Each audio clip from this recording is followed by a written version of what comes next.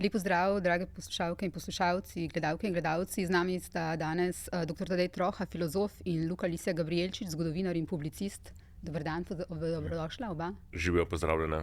Čau. Ena podcast Suzano Lovec. V Sloveniji se je zgodila največja nesreča v njeni zgodovini. Videli smo neurja, videli smo poplave, videli smo uničene hiše, vasi, mesta, ceste, mostove. Luka, Tadej, kaj je ta nesreča, to, kar nas je doletelo v minulih dneh, pokazalo? Gledamo to že nekaj dni. Kaj pa je to pokazalo v naši družbi? Luka. Pokazalo je, da je Slovenija kljub vse večji polarizaciji, ideološki, bolj kot politični, še vedno solidarna družba, da je v trenutkih, ko je solidarnost ni zgolj, kako bi rekel, fraza, ampak je resnično pomembna. Ne se sliši še tako banalno, ampak mislim, da za tiste, ki so izkusili to solidarnost, nekako ni, pač ljudje znajo stopiti skupaj. Mislim pa, da ta trenutek solidarnosti ne bo trajal dolgo, ker pod temi, ker mislim, nas zadnje tudi prav, tudi mediji so poudarili te trenutke, kako so politiki stopili skupaj in kako so v bistvu vsi, kako je dejansko, ko se zgodi v takih trenutkih, v bistvu celotna nacija, bi rekel, tako kot imela iste strahove, iste upanje, ta union sakrene, ki se zgodi ob vojnah in velikih ujmah. Ampak potem vsakdo, ki je spremljal diskurs, na spletnih omrežjih, v nekaterih komentarjih in tako dalje, bo zelo jasno, da že brbota, že se pripravlja v bistvu, že se brusijo noži za obračunavanje tudi na to temo. To je moje nekako, in to moramo pričakovati, da se bo zgodilo v naslednjih tednih in mesecih. In da bo ta trenutek solidarnosti zelo hitro minil. V politiki, upam, misliš? V politiki. V politiki in širšo gledano, se pravi med tistimi ljudmi, ki so politično aktivni, angažirani. Upam, da to ne bo, in mislim pravzaprav, da pa to vendar ne bo prizadelo same obnove. To nekako bi bila moja prva ocena. Ker o tej enotnosti, kar smo videli, je res. Torej, tudi politika, ne samo celotna družba, ki res diha solidarnostno te dni, smo videli ta enoten nastop na skupni seji Sveta za nacionalno varnost, a vendar na družbenih omrežjih tudi zbadanja in obmetavanja. Desni so na Twitterju šli v nos beli supergi predsednika vlade, levim, da Janša nima dovolj umazanih čevljev, naslednji dan obratno, da je Janša, da so ga gotovo polili z blatom, češ da je preveč umazan. Janša je potem tweetnil, oziroma istočasno, da ko nas zadane nesreča, SDS ne kolesari in protestira, ampak pomaga. Mladi forum se vtika v to, kdo od politikov ali se je prav, da se fotografirajo, ko delajo na poplavnih območjih. Kaj je to torej, tedaj, kar gledamo? No, dejstvo je, da kot je že kolega rekel, da ta solidarnost nastopi mogoče v Sloveniji še bolj eksplicitno, mogoče kot kjerkoli druge ali pa kot v kakšni drugi državi, največ tudi zaradi sorazmerne redkosti takih dogodkov, pa največ tudi kakšnih drugih, ali pa je to samo naš vtis, ne vem. Ali družba mogoče dovolj majhna, da se na ta način lahko organizira, mora praktično cela država reagirati, ne pa samo kakšna dežela, recimo v tem smislu. Ampak tisto, kar je, seveda, da pri takih solidarnosti so vedno tudi, solidarnost se zgodi iz podobnih občutij in seveda zraven iz nekih, pri določenih ljudeh, iz nekih posebnih interesov, ki jih takrat začutijo. Seveda lahko solidarnost v nekem trenutku postane možen izraz, korekten izraz lastnih bodočih mogoče interesov ali pa nekih priprav na to, da bo se ta stvar enkrat splačala. Ampak če zapakiraš v solidarnost, ki je v nekem trenutku absolutno lahko tudi iskrena, sploh ni nobenega dvoma, ampak tudi ti govoriš o politični. Ja, seveda, mislim, tukaj gre seveda za to raven, In nasploh na tej ravni je jasno, kot je že rekel kolega, da te stvari ne bojo trajale in da ne samo, da ne bojo trajale, že zdaj niso zares solidarne. Mislim, če je maksimum, ki ga lahko dosežemo to, da na tiskovki po seji sveta na videz za naivne zgleda, kot da so stopili skupaj, ko pa že je veliko enih signalov, da se tukaj že točno sami tej gesti kaže že neke razpoke. Kaj sem, recimo, če ste gledali sam timing, koliko časa si je kdo vzel, ne? Koliko časa si je vzel vodja opozicije, kot se reče. Ne vem, če bi šel gledati, zadeva ni bila dolga, ne vem, vse skupaj je bilo mogoče 15 minut ali pa da je bilo pol ure.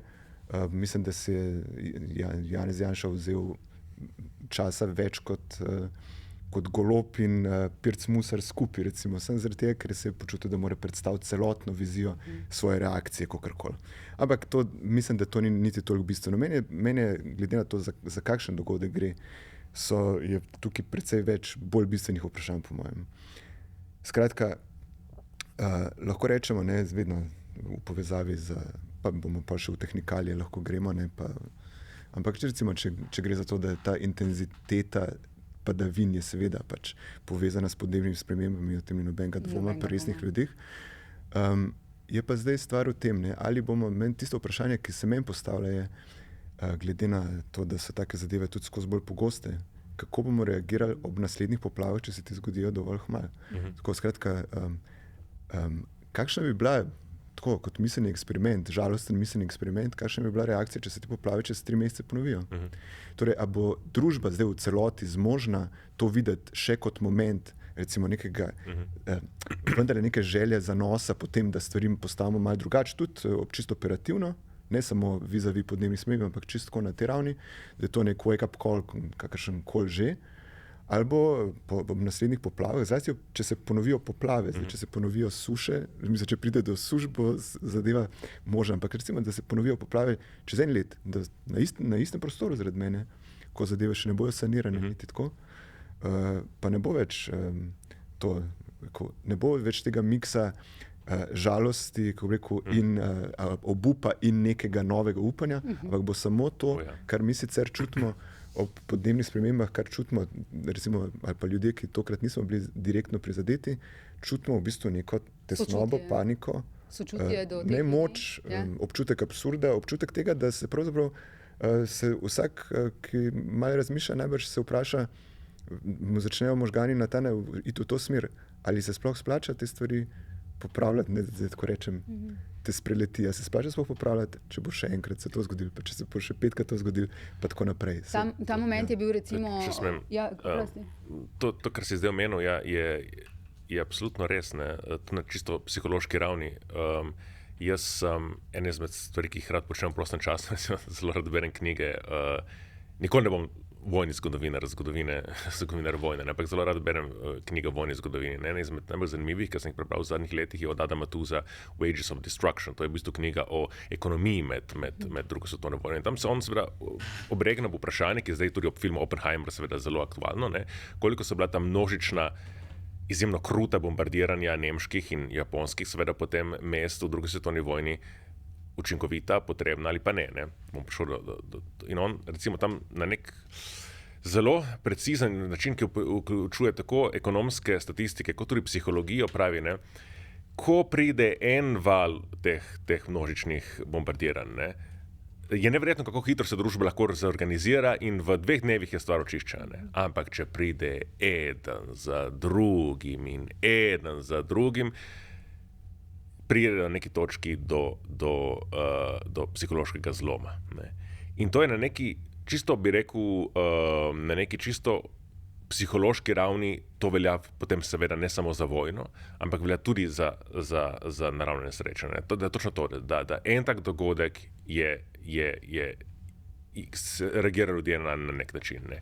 Na 2 dogodka, ki so v različni, ki sta dovolj, bi rekel, stran vsak sebi, ne časovno, tako, ampak če prihaja to potem vedno znova in vedno drugačna oblika, zdaj poplave, pa potem suše in potem dejansko to v globoki psihologiji ljudi prije do nekega klika. Ne. In tega se moramo ne bati, ampak to moramo pričakovati, da to utegne biti problem. In na tej točki več ne bo mogoče računati na neko spontano solidarnost. Ne. To je treba vzeti v zakup, mogoče ne zdaj tako, ampak v naslednjih letih. Ne. In tudi razmišljati o tem, da če vstopamo res v obdobje, ko bodo take stoletne ujme, kot je bila ta postajale, 10-letne ali pa 5-letne, potem tako dalje, da to res pomeni nek stres za populacijo, za prostor, ki ni ki ni sorazmerno višji, ampak je eksponencialno višji. Ja, to sem hotel samo dodati, da recimo prav te minimalni signali teh razlik, ali pa nekih računanj na bodoče, kako bi rekel, na bodoče narative, ki si jih bodo različni politiki postavljali po teh naknadno, recimo pač SDS bolj fizično na terenu pomaga direktno z rokami in nogami, tako drugi, ki so, ne vem, kako bi rekel, drugi, ki reagirajo bolj na ravni vlada, ki bo bolj šla v organizacijo dela ali pa ne vem, v simbole, recimo zdaj dan solidarnosti, kakorkoli v tem smislu, ali pa ne vem, tretji, recimo, ki bi vseeno stavili na večjo na vprašanje družbene organiziranosti in da pač ljudje, ki recimo ne morejo organizirano pomagati, da je bolje, da pomagajo na kakšen drug način. Ampak vse te stvari se bojo postavljene, te razpoke v tem ali pa nekaj, ker so, mislim, kako bi rekel, tukaj tleči zelo resni konflikti. Mislim, hoče reči, te zadeve so trenutno ne zgleda, ampak mislim, da so prav te minimalne razlike v tem, kako se do tega postopati, da napovedujejo en res orang fight. V nekem trenutku in samo hoče reči, da potem, ko se rekel, pride do psihološkega zloma pri populaciji. Ja, zdaj kakšen je ta zlom? Mislim, zlom je lahko, zdaj si lahko predstavljam zlom kot obup, če pa v družbi je pa zlom psihološki vedno nekako organiziran in se lahko dobi v neko sociopatijo, se preobrne, da tako zdaj rečem, ali pa kaj takega, v neke zelo čudne politike, kjer se bo pokazali, ne vem, da tisti, ki pač ni rok zavihal v tem trenutku, da pač je za forever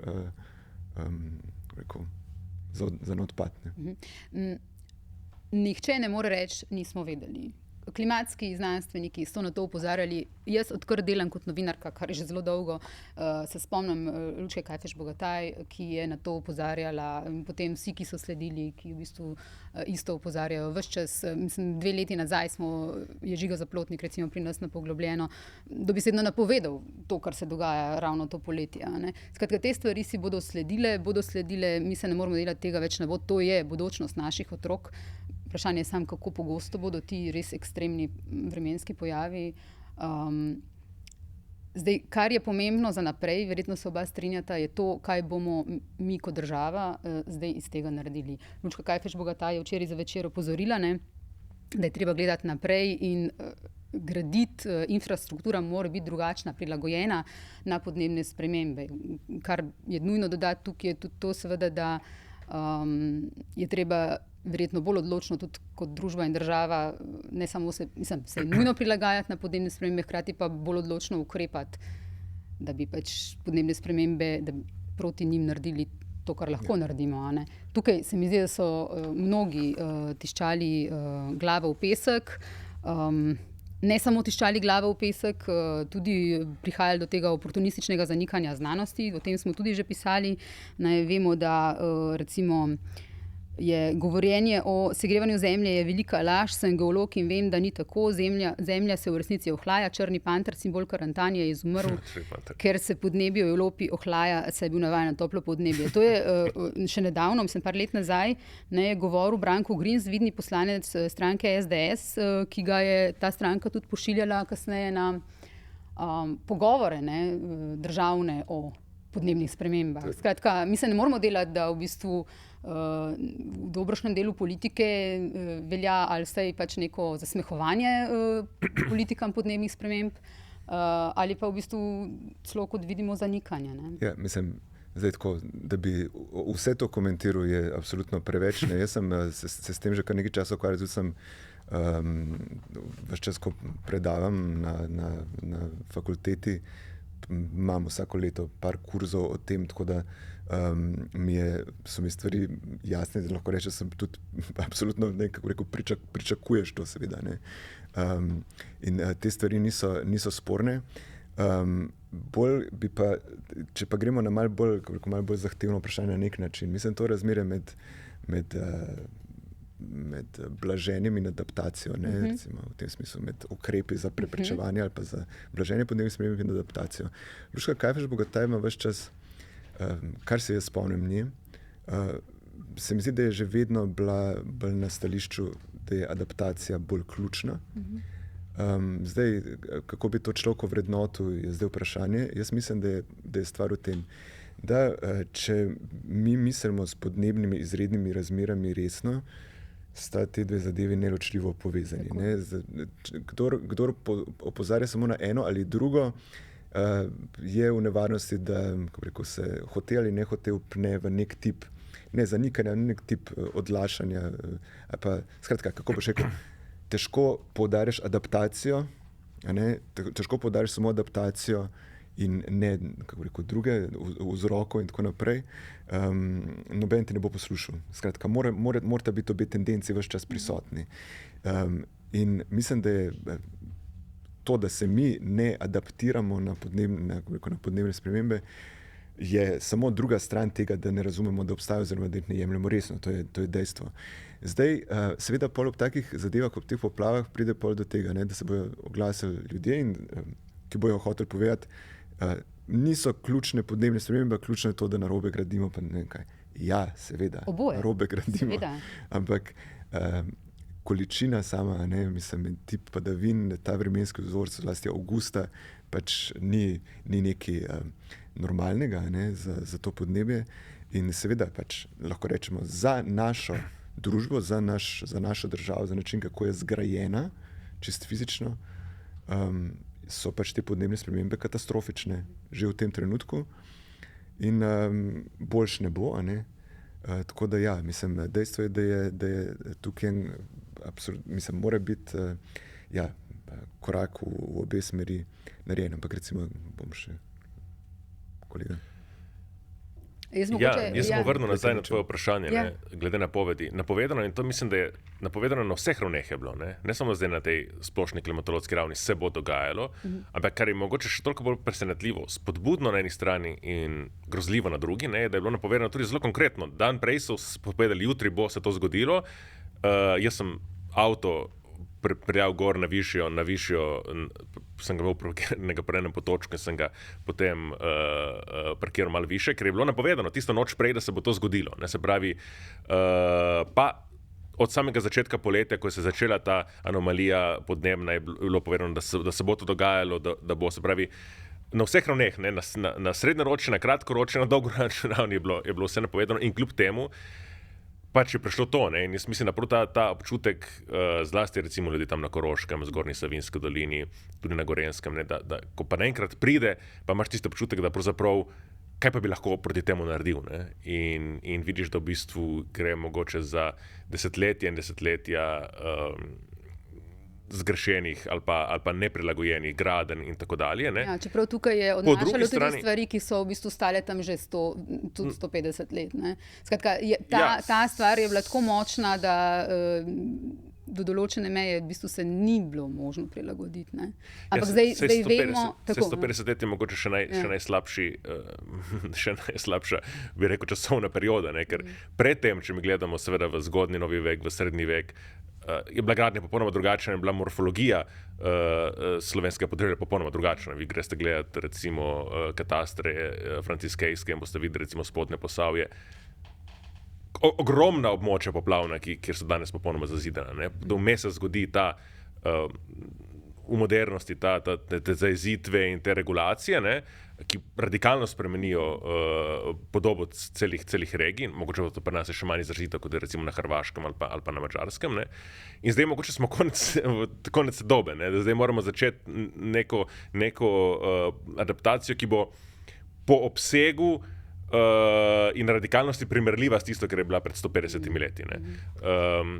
Še nekaj, če se vrne k temu. Ja, nedvomno, mislim, kar je mene potem tudi mogoče ne presenetilo, nikakor ne presenetilo, ampak kljub temu nekoliko užalostilo pri temu, je, da na reakciji tokrat, ker mislim, da ob ostalih ujmah v prejšnjih letih iz tega nisem videl toliko, tokrat smo pa imeli, bi rekel, je ta tip zanikanja podnebnih sprememb, ki smo ga poznali iz Amerike in tako dalje, je tokrat pa izrazito butno ven, ob reakciji na ta podnebje. Zdaj, mogoče prav ob zadnjih dneh in tednih se to ni toliko videlo. Misliš teoretike zarot? Ja. In te zadeve. In to, Jaz pač nisem tako kot Miha Macini, da grem potem gledati na Facebook komentarje, kaj ljudje govorijo, ampak tega je, ne? Ja, tega je ogromno. Tega je ogromno in je po eni strani tako zanikanje, po drugi strani pa tudi ta neko resnično človek pomisli na lov na čarovnice. Resnično obstaja nek segment ljudi, ki sploh ni tako majhen, ki kako bi rekel, ki seveda verjame, da to ni naravno, da se nekaj spreminja, ampak misli, da je to je umetno narejeno. Ne? Se pravi, to so neke zlohotne organizacije, ki so umetno to ustvarili. Ne?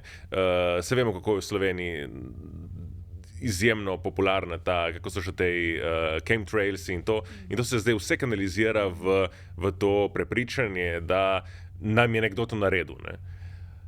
In to seveda lahko obrnemo pogled, zamahnemo z roko, ampak to je zelo prisotno. Ne? Zelo prisotno se meša z teorijami zarote, ki so že prisotne bile glede pandemije, antivaksa in vemo, kako je to močno in vemo, da resnica stranke lahko postavlja najbolj nerodno in smešno kandidatko in je takoj dobila odstotek, ki je visok. Seveda, to tudi utegne se kristalizirati v neko novo politično gibanje. Jaz mislim, da je to mogoče bolj vtis, ne? Vtis zakaj? Vtis moči, recimo, teh teoretikov zdaj, zato, ker so jih kot zares problematično prepoznali tudi nekateri na desnici. Ne? Mislim, se pravi, blagi zanikovalci, recimo tipa Žiga Turk, človek, ki trdi, da že od nekdaj seveda verjame v podnebne spremembe, da verjame v antropogene podnebne spremembe in tako naprej, ki pa pač ne bo nikoli pristal, ki pa pač zdaj že pa ne zdaj samo na Siolu, to, kar je bil zdaj neka afera bizarna, ampak že ves čas v bistvu opozarja na pravega sovražnika, ki je podnebni katastrofizem in pač alarmizem in tako naprej, vse te, ki jih potem povezuje seveda v nek sklop. Ne. Mislim, da je to, kar je meni hecno, mislim, da so se tukaj združili v obsodbi teoretikov zarot ljudje, ki bi rekel, ki jim ne bi dal ravno najbolj pravice, da se posmehujejo pač takim ljudem, ker mislim, da je na nek način res prava neumnost in prava zablodelost je ta, ki jo blagi zanikovalci oziroma pač tehnološki utopisti, kakorkoli jim že rečemo, pač prodajajo. Ne. Ker Smem prekiniti, da opozorimo poslušalce, o čem govorimo. Žiga Turk in Grims sta se prijela na Twitterju. Ne? Recimo, da to plastično povemo. Ne? Se pravi, tukaj je nek spor, nastaja tudi znotraj tega. Ne? Ja, ampak to je to. Ne? Mislim, ampak to so, tako kot je splošno, kako rekel, splošna zaveza, splošno delovanje proti podnebnim spremembam zamujeno že desetletja, je tudi do tega kleša prišlo pač desetletja prepozno. Kako bi rekel, ta zmožnost tolerirati strani enega ali pa drugega to razliko, če je bila tako močna, to je kar presenetljivo. Ne? Se pravi, da se je to zdaj oglasil, seveda, ko postane oportuno, ko ni več možno nekih pač stvari zanikati, se lahko te spopadi zgodijo, ampak pravi nasprotnik bi stavu Žiga Turka je še vedno enak, ki je na drugi strani. Kako pa, če gremo? Kar je paradoksno, ker zdaj en izmed prvih teh tudi strategij, študij, ki so se izkazali za zelo kako bi rekel, daljnovidne, ki jo je opravila Lučka Kajfež-Bogataj, je bila opravljena leta 2005 pod prvo Janševo vlado. Ne? In točno to, kar je ona takrat pisala, če to prevedemo ne v kulturno-bojne kategorije, ampak v vprašanje politik, ni toliko bistveno različno od tem, kar piše Žiga Turk. Tukaj, če bi se ona dva usedla, recimo, dobro, če bi bil Žiga Turk na mestu, oblastnem mestu, da bi se moral pogajati in odločati, bi lahko prišla, če bi govorili o konkretnih vprašanjih do skupnega jezika. Ne? Ker oba v bistvu priorizirata, se pravi, prilagajanje. Ne? Ampak, ko pa enkrat to prevedemo v jezik kulturnega boja, v temu, ali gre za to, da moramo rešiti planet, ali moramo rešiti kapitalizem, ali pa taka vprašanja, ko enkrat postajamo stvar, ko enkrat postane to, kar imamo v Sloveniji vedno, to v bistvu ideološko pozerstvo, potem stvari ni mogoče rešiti. Ko enkrat politično vprašanje ali pa politično vprašanje, tehnično vprašanje, vprašanje politik spremenimo v vprašanje ideoloških identitet, potem je tukaj smo na živem blatu in tukaj lahko gre samo na slabše. Ne, tisto, kar sem prej rekel, ne, se pravi, da zanikanje, kako bi rekel, težko je kritizirati, da država ne izvaja adaptacije, ne, če ti zanikaš resnost problema. In če se ti zdijo mladi za podnebno pravičnost smešni in če se posmešuješ Greti in če... In da potem rečeš, ne, recimo, boš uporabil teoretike zarot tega tipa, ki govorijo, da je stvar umetno proizvedena, kar na nek način seveda tudi je, ne, mislim, ne.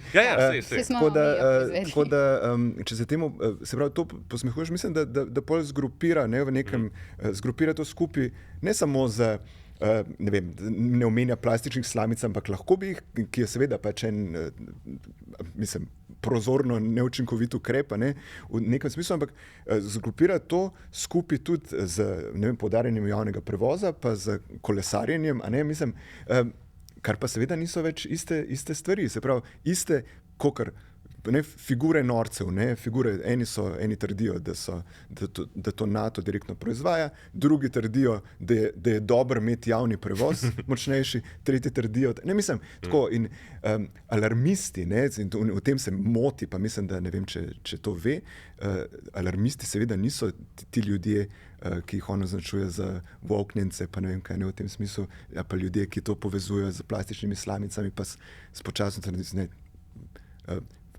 kako bi rekel, ti, ki jih ideološko on kritizira sicer, so ljudje, ki imajo točno iste ideje reakcije na podnebne spremembe kot on sam.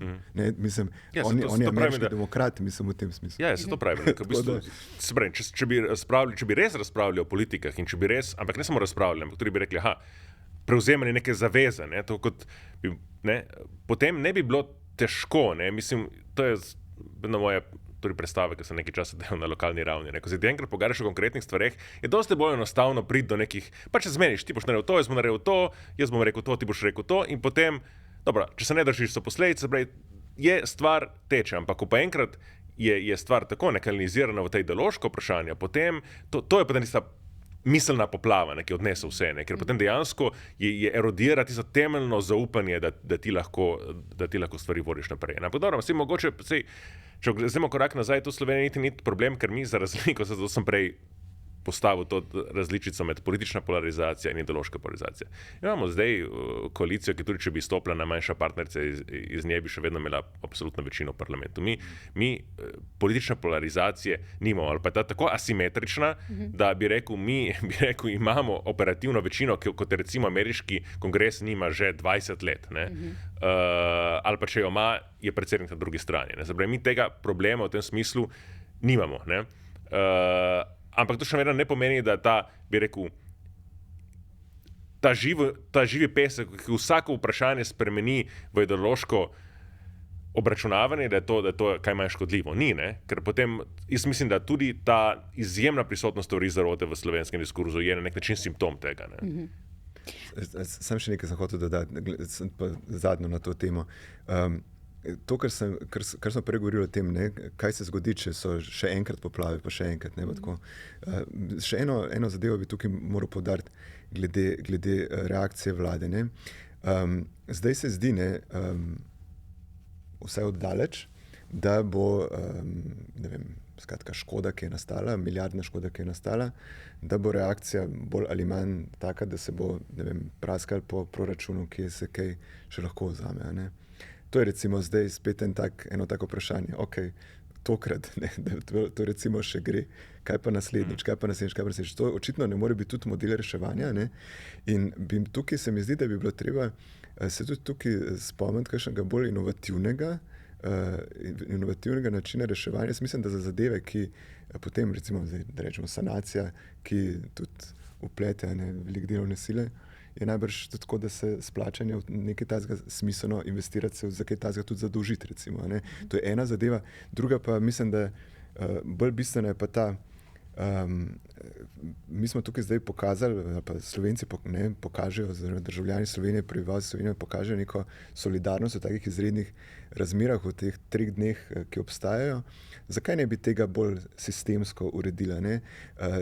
Obstajajo sigurno kakšne kakšne instrumente, kako se recimo, kaj pa vem, če se spomnite pred volitvami, mislim, da je LMŠ imel idejo, da za državne obveznice za gradnjo stanovanj pa tako naprej. Skratka, da ljudje, mislim, da gre zadeva v to smer, da ljudje imajo na svojih računih, nekateri ljudje imajo na svojih računih enormne prihranke, ki se jim zdaj ob inflaciji tudi na računih topijo in nič ne morejo z njimi delati.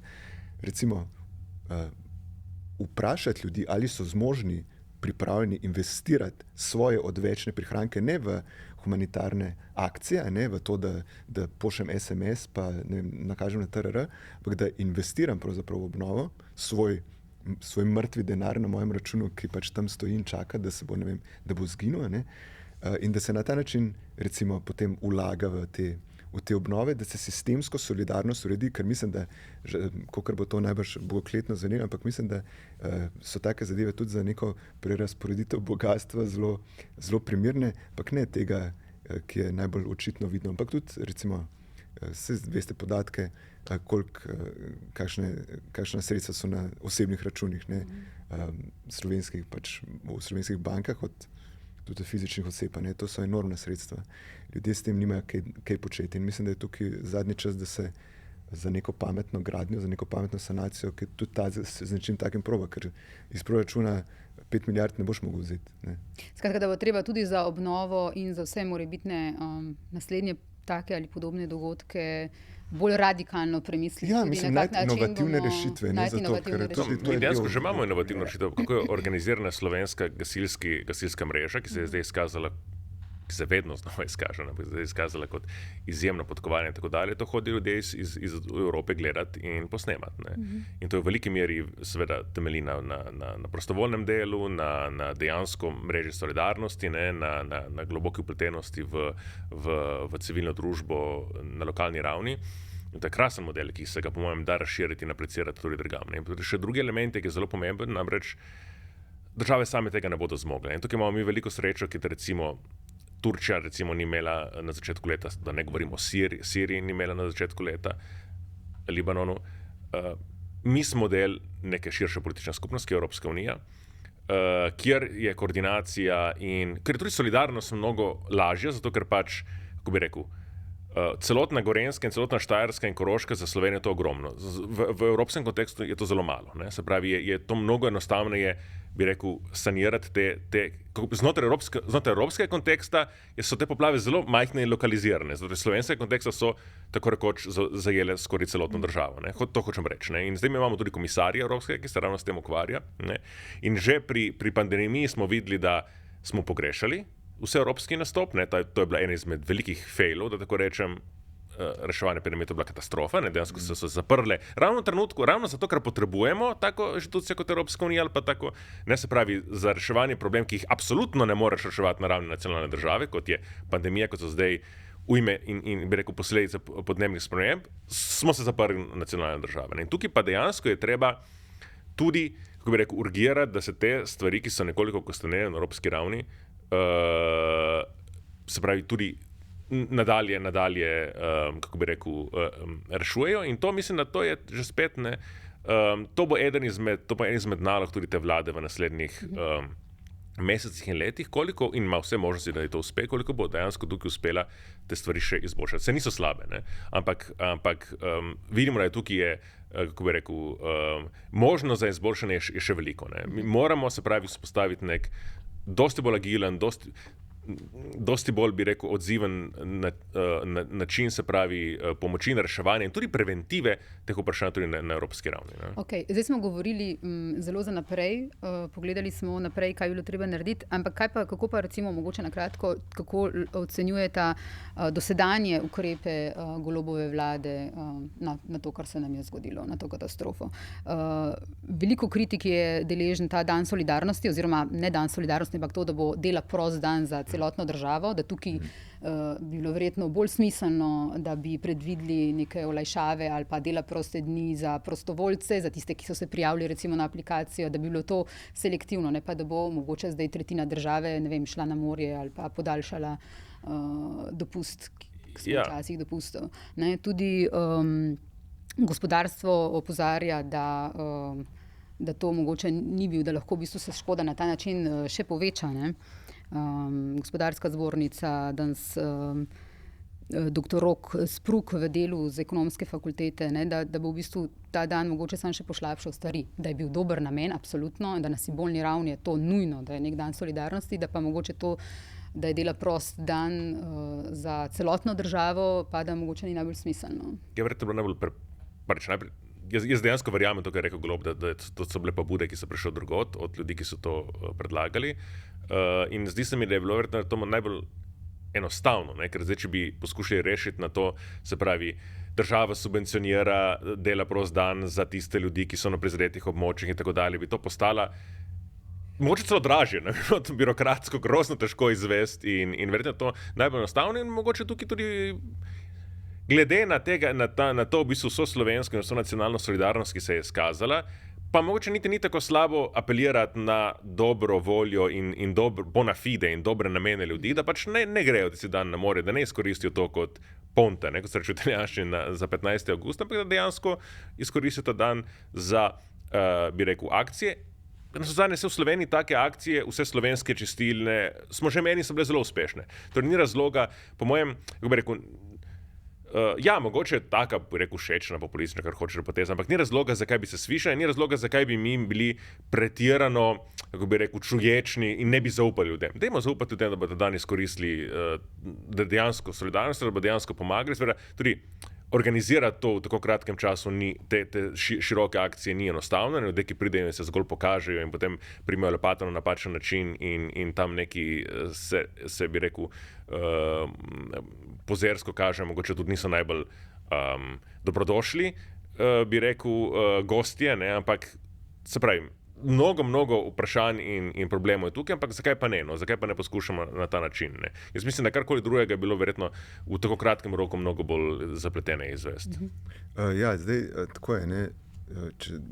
Bolj nasplošno rečeno, mislim, da je nek splošni vtis, da je najboljša poteza te vlade bila v tem, da je pustila civilni zaščiti, da vodi zadeva. Izkazali se, da je to, mislim, da to je bila res dobra odločitev, niti ni bila odločitev, mislim, da je samo tudi zaradi Srečka Šestana zadeva deluje, ker je mislim, da glih on opozoril recimo na stvari, ki so delno tudi povezane s takimi potezami, kot je ta, da pač prostovoljstvo, pomoč zahteva svojo organiziranost. Skratka, da od tega, da seveda lahko se kdaj zgodi, da lahko mimoidoči pomaga, a ne samo, da pride mim, pa prime za škatle, pa jih začne, nositi ven not, pucati, karkoli že. Mislim, to seveda lahko. Ni pa to najbrž do optimalen način, da država na dolgi rok, tudi v izrednih razmerah, ne more delovati. Zdaj, če gledamo, a je v plusi, minusi, kako se, mislim, da bo najbrž on najbolje vedel, kaj v takih zadevah narediti. Tukaj bi bil dobro vprašanje, bi me zanimalo, a je bil on konzultiran glede tega dneva solidarnosti. Jaz bi rekel, ok, če bi res hotel, zakaj ne bi dal 16. A ne? Mislim, 16. Pa bi imeli 5 dni skupaj, pa samo en dan dopusta vmes. Zdaj, tako, če bi šlo za vprašanje, lahko pomagamo ljudje iz krajev, recimo Ljubljana, Bežigrad ni bil neposredno prizadet, mislim, vsaj pač ta ožji del. Mi v Ljubljani, tisti, ki nismo ob Savi, ne vemo sploh, mislim, nič ne zgleda, ni tudi zgledali nič, da se dogaja in je bilo treba iti, ne vem, če si moral imeti sorodnike na drugi strani Save ali pa v Medvodah, recimo, naprej v Škofji Loki, znance, ne vem, kakorkoli, da so bile zadeve pač katastrofalne. Kako se zdaj reči? Tako, ja, ljudje se seveda, pač take zadeve, ki so na hitro odločene, kot je bila ta, pač eni pravijo, da tudi kritizirajo tudi problem v tem, da je bilo že pred sejo vlade pravzaprav to razglašeno kot odločeno in da bo odločeno in kaj tako. Zadeve so seveda malo sporočil je predsednik vlade to preko Instagrama. Sej, mislim, tako da seveda, da imajo te zadeve, ne bi zdaj šel v neko direktno obsodbo tega, ker se mi tudi zdaj hkrati me mika, da bi direktno obsodil, pa nekako nimam srca skoraj za to. da bi to naredil. Mislim, da lobby učitelj, pa se bomo kasneje pogovarjali o tem, kako je to lahko ideološki pritisk vzbujanje slabe vesti tistim, ki ne bojo si našli dela za tisti dan, ki nimajo znancev, ki jim lahko pomagajo, ki ne morejo kam potovati, ki v končni fazi imajo kakšno drugo delo, recimo slučajno, ki je lahko tudi isto nujno. Ampak da si pa ne vem o tem, da si ljudje, ki ne bojo takrat nič pametnega delali, preprosto ne zaslužijo dopusta, to je vedno malo hecen. Seveda lahko vedno daš nek drug argument, pa rečeš, ok, če zdaj šteješ evidentirane prostovoljce, si spet v problemu, ali so vsi evidentirani prostovoljci zares tudi aktivno delajo, ali so se samo evidentirali zato, da lahko to naredijo. Ampak mislim, da je žal se je tako zgodilo. Mislim, meni je v bistvu prav nesrečno, recimo za neko tako idejo, ki bi potencialno lahko bila tudi čisto v redu, da je bila vržena med vikend in praznik, ko so v večini organizacij ljudje že vzeli dopuste. Tako.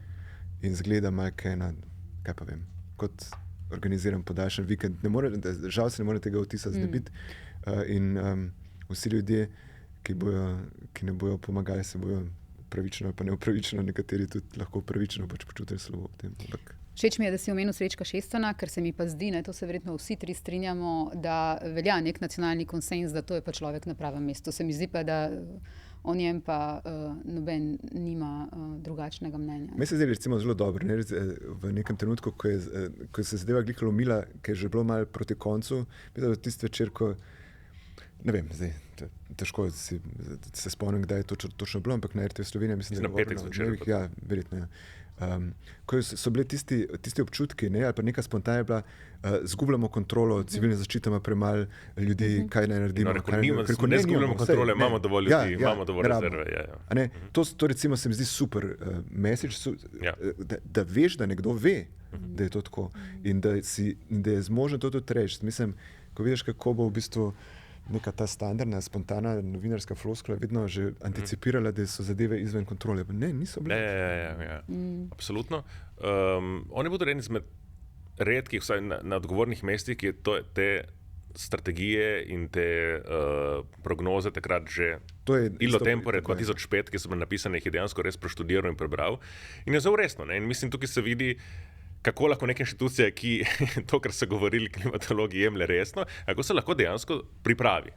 In tudi, dobro, zdaj mogoče to nekoliko cheesy, kot se reče, ampak je res, da tudi v tem, kar se je zgodilo zdaj prejšnji teden, je tudi dosti pozitivnih primerov. Jaz ne vem, jaz nisem strokovnjak, ampak očitno vsi smo videli, da pač v Ljubljani tiste, kar se je dogajalo pred 10 leti, na Viču in tako dalje, kar se je dogajalo v Ljubljani, če ga imamo zgodovinsko, pač je na poplavnem območju del Ljubljane, se tokrat ni dogajalo, videli smo med vodah, mislim, da sta knjižnica je bila zgrajena tako, da ni bila poplavna, se pravi, vsi so se bali, kaj bo spodnjo Krko in so bile nekatere stvari so se zgodile žalostne, ampak na splošnem je bilo dobro, ni poplavilo zaradi Save, se pravi, pa koordinacija z Avstrijci je bila dosti boljša, glede Drave, se pravi, imamo dosti točk, kjer lahko rečemo, to pa je delovalo. In se pravi, imamo dovolj, da potem delamo dejansko politike tudi na tem feedbacku. Se pravi, da vidimo, kaj je bilo v redu, kaj ni bilo v redu, in da poskušamo to integrirati v naslednje strategije. To, recimo, če hočemo iskati nekaj pozitivno, mislim, da to je absolutno ena izmed pozitivnih vidikov tega. To in Srečko Šestan. Ja, Srečko Šestan je ravno nekdo, kot rečem, ki pač ni človek, ki bi spal na levorikah, človek, ki stvari preštudira, ki pač, kot rečemo, ni tudi problem, kot je dosti Slovencem, da ne je vedno jamer, da pač ne, situacija je v redu trenutno, mi imamo stvari pod kontrolo, imamo več kot dovolj ljudi, se pravi, da to je tisto, kar se reče, panika nikoli ne koristi in tako dalje. To je človek, ki ve, kje je situacija res brezupna, kje ni, in kaj je znotraj teh zelo omejenih trenutkov reakcije, kaj dejansko so tvoje možnosti, da narediš. In to je dejansko, kar potrebujemo. Na mnogo višji ravni, na tudi sistemski ravni, kako bomo se že zdaj naprej in stvari, bi rekel, v politikah poskušali spremeniti. Ne. Okay, zdaj bi vaju prosila, da se premaknemo mogoče na bolj to klasično, na našo običajno politično analizo, da gremo recimo k delovanju vlade, da se predstavimo na par tednov nazaj. Takrat smo videli to mnenje vlade, sedanje Golobove vlade, ki je prej ostro nastopala proti ukrepom Janševe vlade. In ta vlada je sprejela tako mnenje o migracijski zakonodaji, ki je v bistvu vsebinsko pritrdila Janševi zakonodaji, ki so jo ti isti ministri, ki so potem glasovali zdaj za, Golobovi ministri, prej kritizirali in so bili prepričani, da gre za ustavno sporno zakonodajo. Zdaj so sprejeli mnenje v drugo smer. Dve stvari bi vaju vprašala, vsebinsko, če se lahko tukaj opredelite ali pa to komentira, ampak tudi postopkovno. Torej, mi smo dobesedno, so naši Meti Roglič ministri priznavali in nismo vedeli, o čem glasujemo. Ja, postopkovno je bilo tako, kot nekateri vegetarijanci, ki imajo babico, ki ne verjame v vegetarijanstvo in misli, da potrebuješ meso in potem skriva meso pod pire krompirjem. To je bilo malo tako, to je bilo malo skrito. Dejansko ministri res niso vedeli, če so glasovali, ker verjetno ponavadi tudi ne vsega preberejo. In tukaj je bilo malo skrito, to je pač način delovanja. Enolončnico drugače ponavadi dajo. Pa mineštro, ja. In to je postopkovno malo tako narejeno. Se podobno s tem dnevom, solidarnosti, ki je napovedan na Twitterju. Pardon, ne na Twitterju, zdaj se na Instagramu. Zdaj se prek Instagrama vlada. V času epidemije se je Janševa vlada objavljala ali pa Janša te odloke na Twitterju, zdaj pa pač preko Instagrama. Na splošno Golob rad, ker tudi ve, da se privošči, da je v bistvu verjetno zanj enostavno, da rad postavlja partnere pred fait accompli. Napove prej, predstavi prej in potem pač reakcije in politični damage control opravlja kasneje. No, pri tej migracijski zakonodaji... Vsebinsko verjetno tedaj več zna povedati, ker se je s tem zelo angažiral. Pri migracijski zakonodaji je bilo tako, da po naših informacijah oziroma po informacijah Mete Roglič je Golob bil seznanjen, kaj je ministrstvo pripravilo. On je vsebinsko vedel, drugi ministri niso vedeli, kaj glasujejo. Mislim, da so zadeve povezane. Definitivno pač pove, jaz absolutno verjamem, da ti ministri, ki ne bi radi o tem glasovali, da tega niso naredili za nalaž. To absolutno verjamem, ker bi bilo vse drugo pač zares absurdno. Vsaj večini verjamem, da tako rečem. Pač samo govori o tem, kako se tukaj pri takih zadevah pač postopa, da so stvari zmenjene vnaprej, dane na vlado, da se potrdijo, tako kot je tudi, seveda ni 14. dan solidarnosti Golob, kar sam na Instagramu, pa seveda so bili zmenjeni vnaprej. Zato je zobretno. Mislim tako, ne verjamem, da se je zdaj direktno javil, pa predlog, pa posredoval, pa ne gre za to. Pač notranji krog očitno obstaja, pri večini vprašanj. Včasih so v notranji krog, mogoče notranji krog malo širši, včasih je pa zelo ozek. In ko gre za migracijsko vprašanje, je ta krog zelo ozek in zelo nekoalicijski, da rečem, oziroma zelo zapet v notranje ministrstvo. V notranje ministrstvo, ki pa pač poznamo, kakšno je. Kot je rekla Zana Fabijan Blažič pred 2 tednoma tukaj v našem podcastu, ministrstvo za notranje zadeve je država znotraj države. Ja, pač resno vzame svoje ime, skratka, ministrstvo za notranje zadeve, ne diraj, skratka, teh vprašanj. Ne, mislim, da tudi tukaj ni nobenega dvoma. Mislim, da zdaj tako, jaz se spomnim, da ko sem nazadnje tukaj bil, mislim, da se spraševala o tem, kaj si mislim o novem ali pa enkrat, ko je bil imenovan Klukar, kaj si mislim, se rekel, pač imenovanje je bil, tako so se odločili. To ni pomenilo, da ga podpiram, mislim, to je pomenilo to, da natanko je bilo jasno, kaj bo minister ta svojo zgodovino, pač kakšne pozicije bo tukaj zagovarjal. To absolutno nikogar ne sme presenetiti, da zadeve grejo na ta način. Mislim, rekel, vsebinsko, itak, kaj pa vem, sploh smiselno. Seveda so vsak, ki je kadarkoli poskušal kaj imel opravka s tem, poskušal integrirati kakšnega tujca na tak ali drugačen način, osebno, da ga pozna, ne vem kaj, ali pa za kakšno institucijo, ali pa ne vem kaj, ve, da so te zadeve tako zakomplicirane in tako za nalaž zakomplicirane, da glava boli. Mi se tukaj v Sloveniji tudi niti ne zavedamo tega, ne? Zato ker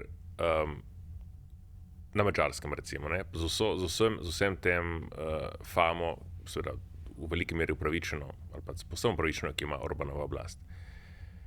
Jaz poznam zelo veliko ljudi, ki niso evropski državljani in živijo na Madžarskem. Ne? Iz Rusije, seveda, Ukrajine, ampak tudi iz Sirije, Libanona, Severne Afrike. In vi se ne morete predstavljati, jaz včasih me sram, ko mi razlagajo, seveda imajo težave na družbeni ravni v glavnem, ampak ko pridejo oni na inštitucije in se potem pritožujejo. Jaz samo včasih nad stvarmi, nad madžarsko birokracijo, včasih jaz samo zamižim in se zamislim, vi se niti ne morete predstavljati, koliko neprimerno slabše bi bilo to v Sloveniji. Ne? Ker dejansko tam je neki diskurs države, ne?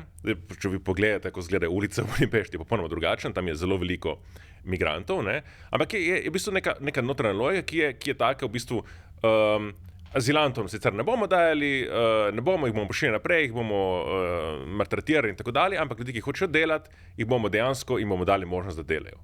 In to dejansko in možnosti dobiti zaposlitev, možnost teh viz, ki so namenjene prav za ljudi, ki imajo recimo freelancer in tako dalje, ljudi, ki si vzpostavijo svoj biznis. To je neprimerno enostavneje na Madžarskem, govorim na Madžarskem, zato sem dal ta primer, kot je recimo v Sloveniji. Ne? Zato, ker tam naj bo še tako brutalna in kakršna je, obstaja neka politika, ki jo so sprejeli 3 ljudje, ampak ki je politika, ki je po eni strani radikalna, ampak po drugi strani ima neko svojo disfunkcionalno, ampak je tu na neki ravni tudi integrativna. Ne? In pri nas je mnogo slabše. Pri nas je mnogo slabše. Če se vi pogovarjate, pa ne samo z ljudmi iz teh problematičnih držav, ne? Ampak ljudi recimo iz Argentine, iz nekih, nimamo malo v Sloveniji, pa tako dalje. S kakšnimi problemi se oni soočajo, pa ko hočejo delati, pa ko hočejo v bistvu, ko že imajo tukaj življenje, ko dejansko so že integrirani v družbo, kakšni birokratski problemi so tukaj, dejansko kafkovsko. Ne? In tega ni mogoče reševati z takimi ukrepi, da bo ministrstvo imelo svoje smernice in bo vlada te smernice upoštevala. Tukaj je potrebno imeti neko politiko. In verjetno, in tudi gospodarstveniki navsezadnje in ljudje, ki kdorkoli poznate probleme, ve, da je tukaj treba stvari spremeniti. Ne? In ta vlada ni pripravljena narediti neke koherentne politike, ker dobro ve, da če bi prišla v javnost za neko politiko, bi to že spet odprlo lonec polemik in tako dalje, in da bi to lahko eksplodiralo v obraz.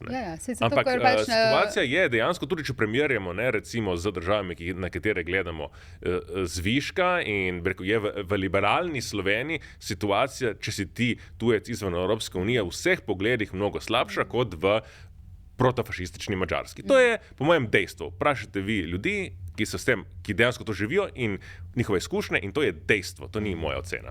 No, točno o tem, kar ti govoriš, Luka, smo govorili zelo poglobljeno v tem pred 14 dnevi podcastu. Napeljujem se gledalke in gledalce, da si ga pogledajo. Še eno stvar bi vprašala na temo vlade, mogoče na kratko. Ta afera odlov nutri, partnerica aktualnega predsednika vlade Tina Gaber, morebiten konflikt interesov, kako v bistvu vidite to, kar se je dogajalo prejšnje tedne, s čimer se je ukvarjala celotna Slovenija. To sta zame dve ločeni temi, ne? Mislim, ki se slučajno stakneta, po mojem. Mislim, da ni, če začnemo pri nutrijah. Ne? Tukaj jaz bom ponosno povedal, da sem to peticijo podpisal. Ne? Katera peticija? Proti odlovu.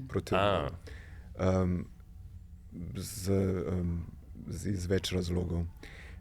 Torej, glavni razlog je ta, pa ne iz naivnosti, da bi mislil, da je možno, kako bi rekel, kar pustiti, pa naj se stvari dogajajo, kot se dogajajo, ampak zlasti zato, ker so bile zadeve vpete v mislim, da v neko serijo dogodkov, ki jih zlasti ljudje v Ljubljani, pa tudi tako sicer čutimo kot nekako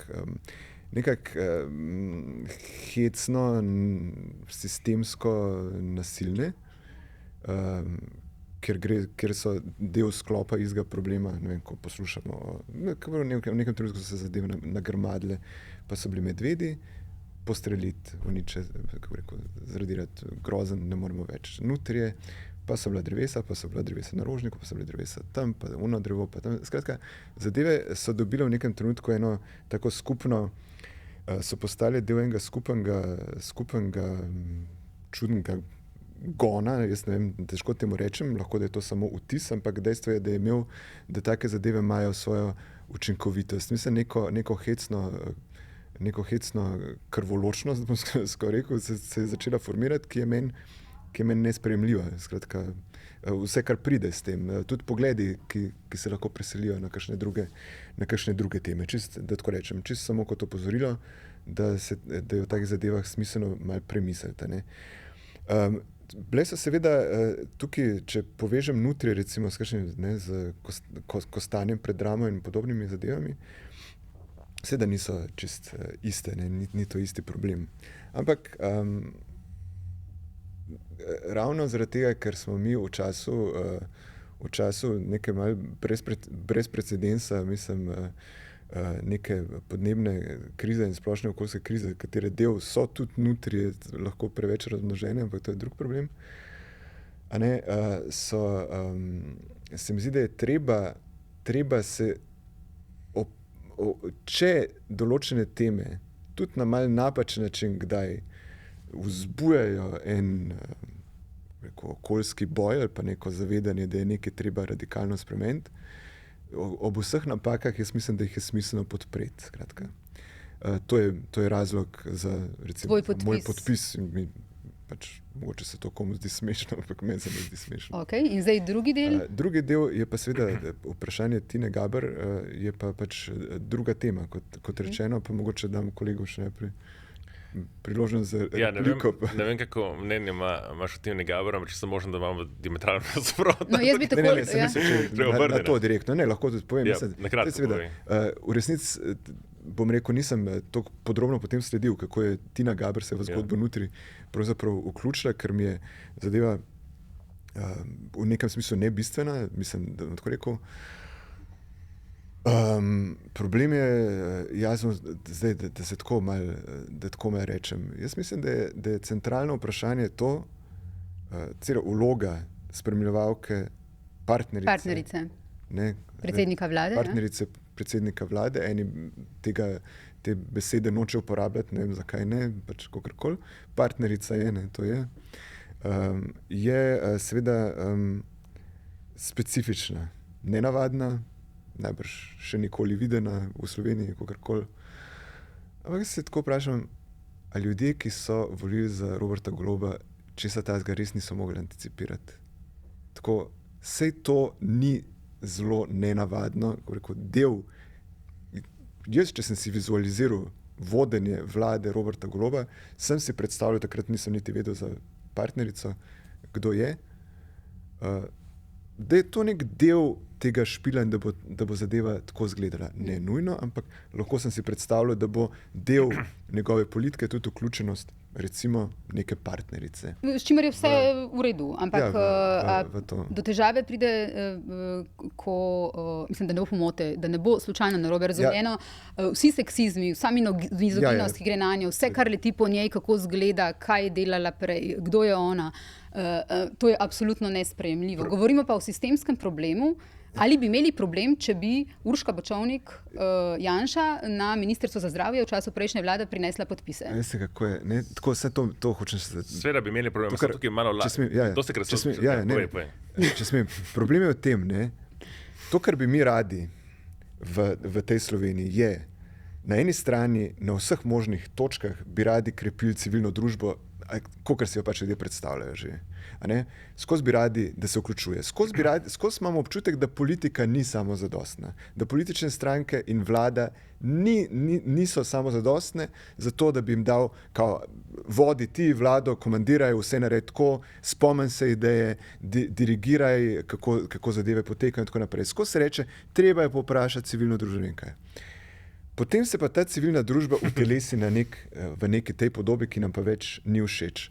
Kjer pa od politike hočemo, pa ne od politike, ki je se postavila kot politika, ki bo civilno družbo pripeljala not, ja, pač drži obljubo, seveda z vsemi robnimi in problematičnimi vidiki, ki jih to potegne za sabo. Zato sem rekel,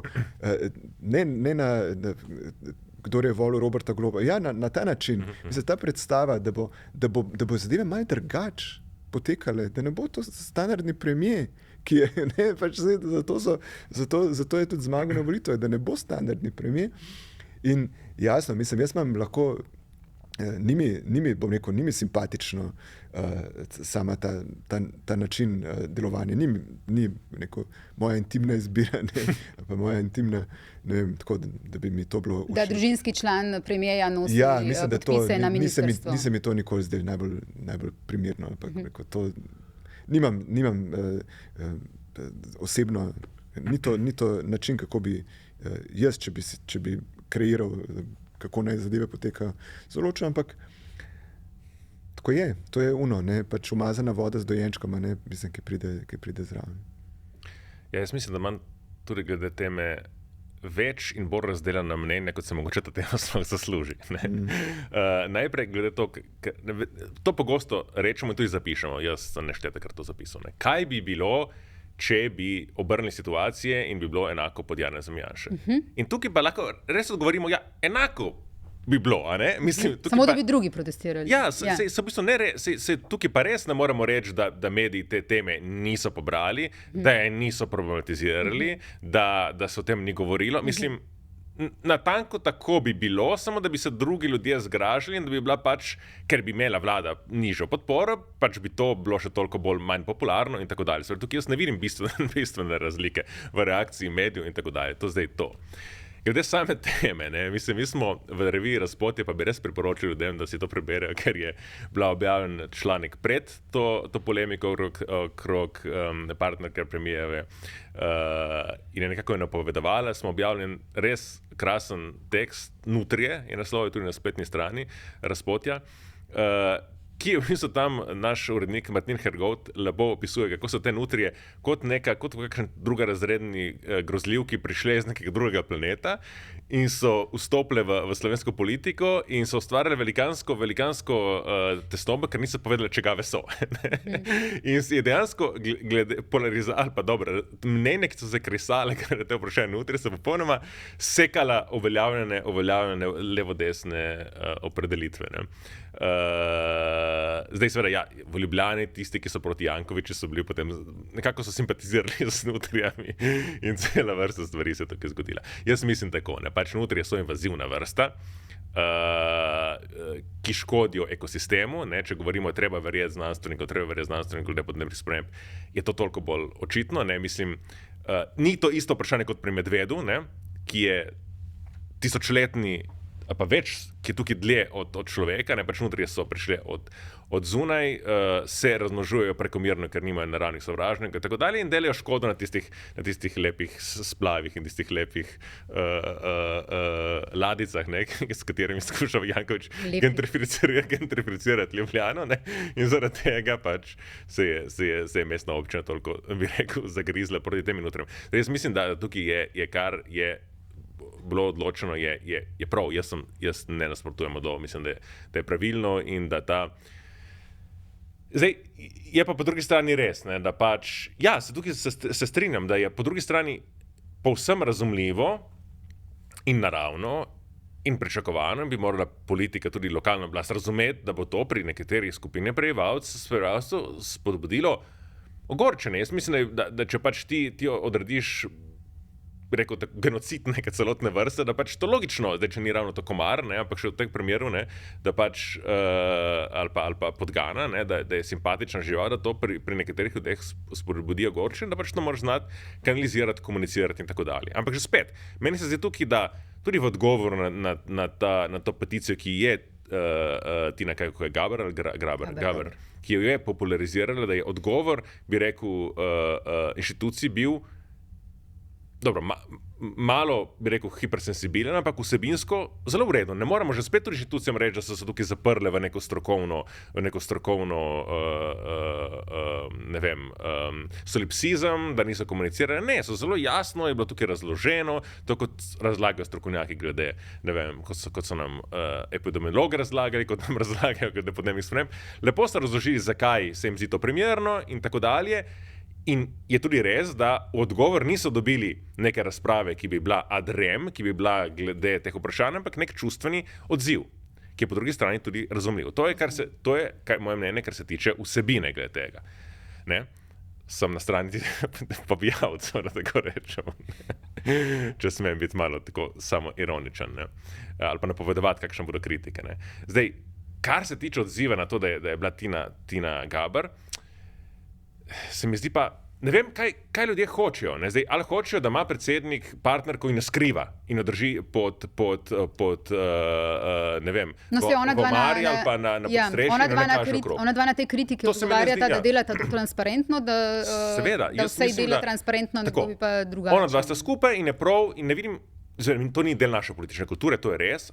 Ampak zakaj pa ni? Zakaj pa ona ne bi kot partnerka predsednika vlade hodila zraven, ko pač gre on na nekaj? Ja, to pač se dela drugo, samo v tem ni nobenega problema.